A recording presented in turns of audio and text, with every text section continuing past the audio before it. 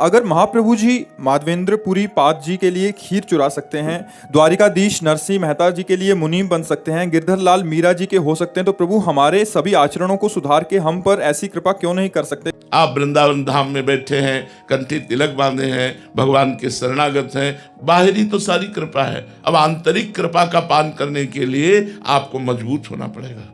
सब कोई आर्मी में थोड़ी भर्ती हो जाएगा। आर्मी में वही होगा जो इतने किलोमीटर दौड़ सकता है, इतना उछल सकता है, उसकी एक नियमावली है। ऐसे ही भगवत पार्षद सब बन सकते हैं, लेकिन आना पड़ेगा। षड विकार जित अनघा कामा, निष्कामता आनी पड़ेगी, निष्पाप होना पड़ेगा। भगवान के भजन में डूबकर काम क्रोध लोभ मोह मद मत्सर इन पर विजय प्राप्त करनी पड़ेगी, तभी हम उस रस को पी पाएंगे।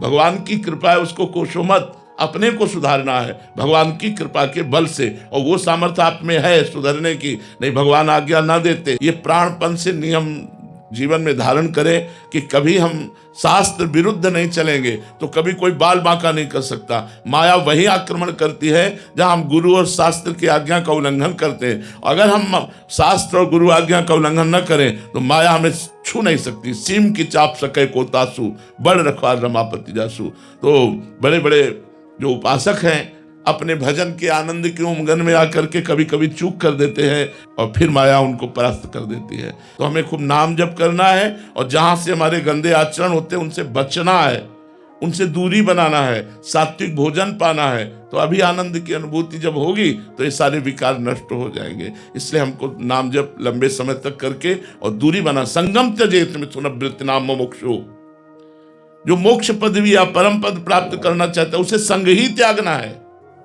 कस्तरति मायाम यो संगास त्यजति, यो महानुभाव सेवते, यो निर्ममो भवति, जो गलत संग का त्याग कर देता है।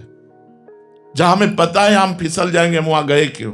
जब मना किया जा रहा है, शास्त्र आज्ञा कर रहा है कि ये कार्य बहुत गलत है, इसे नहीं करना, तो उस कार्य के ही समीप न जाओ। कि जैसे पुरुष शरीर है उसे स्त्री शरीर का संग नहीं करना चाहिए। अगर गृहस्थ है तो अपनी पत्नी के सिवा दूसरी स्त्री का नहीं, अगर विरक्त है तो किसी भी तरह एकांत में स्त्री का संयोग करेगा तो बलवान इंद्रिय ग्रामो विद्वानम अपि कर्षति, इंद्रियां बड़ी बलवान है, बड़े बड़े विद्वानों को भी भ्रष्ट कर देती है, तो औरों की तो बात जाने दो। इसलिए हम भगवान की कृपा को न कोसें। उनके जैसा कृपालु अगाध करुणा सिंधु तो ना था, ना है, न रहेगा। और वो अहेतुकी कृपा करते हैं, किसी साधन पक्ष को देखकर कृपा नहीं करते।